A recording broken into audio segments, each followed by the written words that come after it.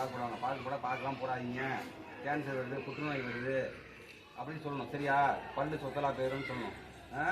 இது ஏன் உங்கள்கிட்ட சொல்கிறோம், நீங்கள் போய் வீட்டில் போய் சொல்கிறதுக்கு தான் உங்கள்கிட்ட நான் சொல்கிறோம். சரியா? என்ன சொல்லுவீங்களா பைய? நீங்கள் இந்த யாரும் பார்க்கலாம் போட மாட்டீங்களா? சரி, உங்களுக்காக வேண்டி புகையிலை விழிப்புணர்வு சொல்றதுக்காக வேண்டி நம்மளுக்கு ஹெல்த் இன்ஸ்பெக்டர் சார் அவங்க வந்திருக்கிறாங்க. இந்த புகையிலை வந்து உங்களுக்கு இப்ப மட்டும் சொல்ல தராது, எப்ப போடுறோமோ அப்ப எல்லாம் தெரியாது. கொஞ்சம் வயசானதுக்கு அப்புறம் என்ன ஆகும், அந்த புகையில இருக்கிற நிக்கோட்டின் அதெல்லாம் போய் நம்மளோட பிளட் வெசல்ஸ் இருக்கிற பிளட் போற இடம் எல்லாத்தையும் அடைச்சிடும்.